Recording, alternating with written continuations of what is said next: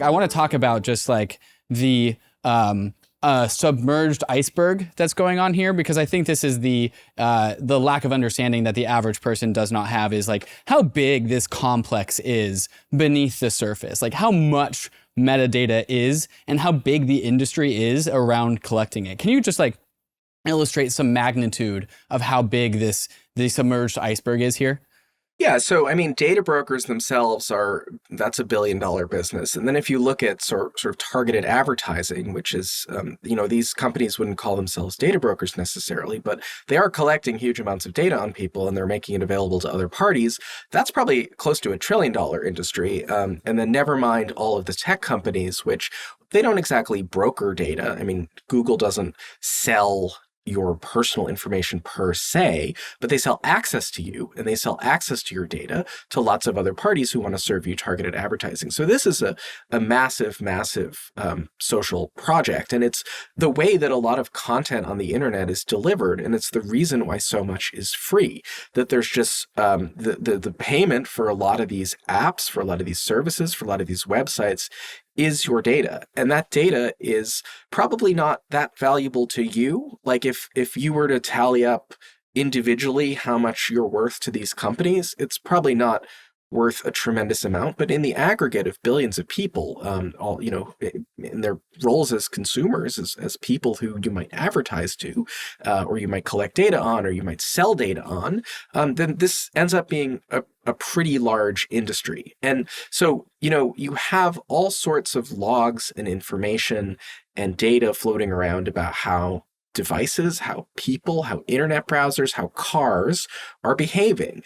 And that data is tremendously interesting and valuable in a variety of uses. To advertisers, they don't really care necessarily that it's Byron Tau, but they are interested in what I'm interested in, what websites I visit, what search terms I'm trying to put into Google, what I buy at the supermarket. All that data is interesting to them because they want to build a profile of me. They don't necessarily care about me as an individual, like by name, but they want to be able to serve relevant ads to me. They Governments don't are care about interested you, your soul, but they care yeah, about you, like the object.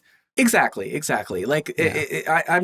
I can be a number to them because they could synonymize me and just call me some Right. number, and they don't have to Right. get too deep into my personal identity, but they want to know a lot about what that pseudonymized number is doing on the internet. But governments get very interested in this stuff too, and they have very, very different missions. And there's a very interesting quote that I put in the book from a senior intelligence community official, and he basically said, we actually kill people off of metadata, right? We make targeting life and death decisions in the military and the intelligence community based on sort of like small snippets of information that we can glean about people, whether it's their social network, whether it's their proximity in a known to a known terrorist safe house, whether it's who they're communicating with. Those things can inform life or death targeting decisions because basically the behaviors that we all engage in reveal a lot about us, who we're associated with, what we're doing, what we're interested in. You can divine a lot of information off of metadata. You don't have to listen to a terrorist phone call to necessarily know that he or she is a terrorist, right? If they're at a known terrorist training camp and their phone is there, that's a pretty good sign. And so you don't need to wiretap them necessarily. That's a good data point that often that's all the military has to sort of identify that this is that person and this is where they are and call in the drones.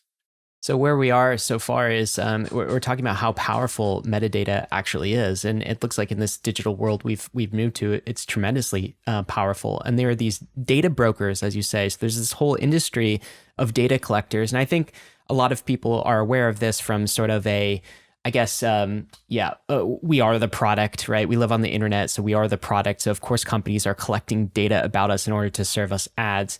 I think the new part here is that the US government is actually a purchaser of that data set. And when you were just talking about the case where there's sort of a terrorist and like the military is going after a certain individual, for instance, that feels, I think, when you say that to someone who lives in the US, like a foreign adversary type of situation, right? And I guess that's what the military is there to do in the best of cases, right? Where it gets creepy is when they start collecting data about us. And I just want to ask the basic question, like, why are they doing that? So let's say Google, Facebook, all of these data brokers, tire gauge information, Wi-Fi signal information. You go through story after story in your book of all of this metadata that we are essentially leaking. And how are we leaking it? Just by living our lives. We're just trying to live our lives, right? And we're throwing off all of this data. That's one thing if it gives us an ad that, gets put in front of us. And sometimes, that ad is valuable because I didn't know I wanted that thing. So thank you. But it's another thing if our government is using that metadata to what? So why are they collecting it on US citizens? Is there a rationale there? Yeah, so at the highest levels, all governments, like all corporations and like nosy journalists, are trying to better understand the world in furtherance of whatever mission they have. And, government isn't a monolith, right? Government does a lot of things. Government delivers services to citizens. It does planning, like transportation planning. It tries to fight disease outbreaks, and data is useful in all those scenarios. A lot of the data that I talk about that's useful for sort of military operations is also useful for benign transportation planning or trying to understand the COVID-19 outbreak. So not everything the government does with data is sort of necessarily scary or implicates people's civil rights. So at the highest levels, governments are collecting this data because they're curious and they have some mission or some problem that they need to solve. And so when you move to entities like intelligence agencies, the military, and the police, those are entities with a lot of power to cause very serious consequences to individuals. And that's why I focus primarily on those entities and less on the entities that are trying to figure out where to put a bus stop or where the best route for a light rail line is. Those are important government functions, but they have less of a dramatic impact on individuals, and they implicate less government power. So take these government entities with these law enforcement, intelligence, national security, or public safety missions. They're all collecting this data because they have an important function in our society. The military and the intelligence community are charged with keeping us safe largely from foreign adversaries, but domestic law enforcement entities are charged with solving crimes and ensuring public safety. And governments are obtaining data largely for those purposes. So you have often the military and the intelligence community, they're largely focused abroad. Certainly sometimes they acquire data sets on the United States, but at the federal level in the 21st century, there are a lot of checks and balances around what the intelligence community and the military do with data on Americans. Now, what they do with data abroad, that's a sort of a different question. But domestic data, that's well protected, and there are well-established procedures and civil rights protections built into those systems. When you talk about the police and you talk about entities like DHS or the FBI, those are entities that have much more direct missions that are applicable to U.S. citizens. And this is where sort of thornier civil rights questions come into play. Like, when is it appropriate for the United States government to buy large amounts of data, or even local governments or state governments to buy large amounts of data to do things like solve crimes, to do things like, figure out where criminals are, to try to do surveillance, to try to prevent crime? Those are those thorniest civil rights questions that I think are raised by this kind of data acquisition. And historically, by and large, as I've said, we have limited the power of those entities to sort of root around in the lives of individuals because we think that's the best way to protect liberty. And often things that traditionally required the approval of a judge, like let's take these massive amounts of location data sets that are available. They come off of our phones, they come off of our apps, they come off of targeted ads, and they show the movement of millions, if not hundreds of millions, if not billions of devices around the world. Law enforcement has started buying access to those databases.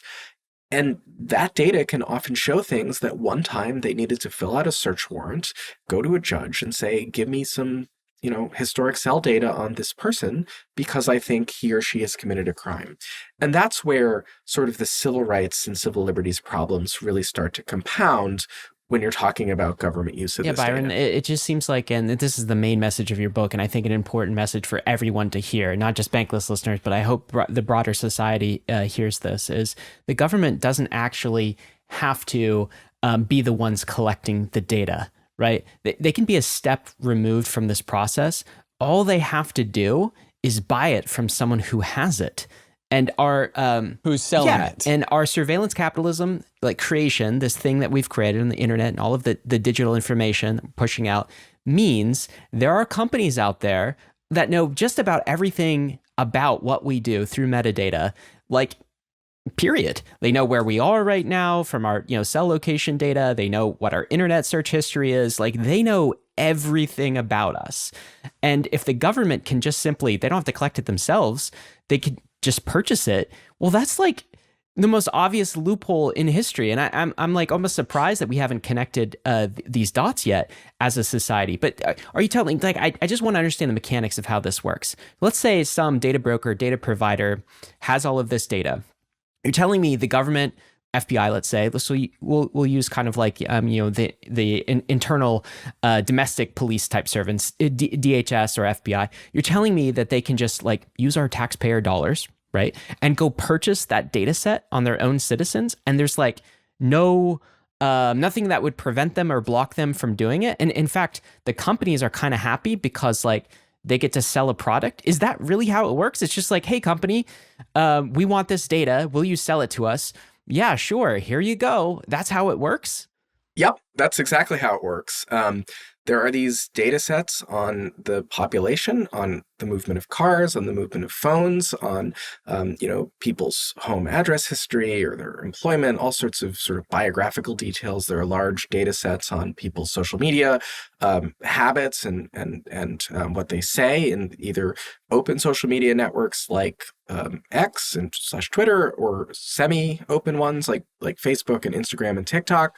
All of that is available for sale, and there is no legal prohibition on the U.S. government going out and purchasing that data on its own citizens for the purposes of public safety, for the purposes of intelligence, for the purposes of surveilling people. Now, some of these agencies either don't do it as a matter of policy because they sort of want to be seen as respecting the civil rights of Americans. Some of them have very strict rules on how they acquire this data, and some have no rules at all because in the United States, there are more than 10,000 different law enforcement entities, and those range from very sophisticated, well-funded, well-run ones with histories of abuse that are now overseen very carefully by Congress and the executive branch, to very small police departments that operate with very little oversight from their local governments. And so there is no legal prohibition on the acquisition of this kind of bulk information on Americans from companies, from data brokers. I'm going to let David jump in here in a second, but just like it strikes me how much of a precarious position that puts us in as citizens, because where it's basically like, a trust me bro type model that the government won't use this vast power of data against us. Right. And we'll talk about the legality a little bit later and what like a veneer of civil liberties and laws actually protect us. But wow, that feels like a very vulnerable position to be in when we can't do anything. We can't just like not get this data collected.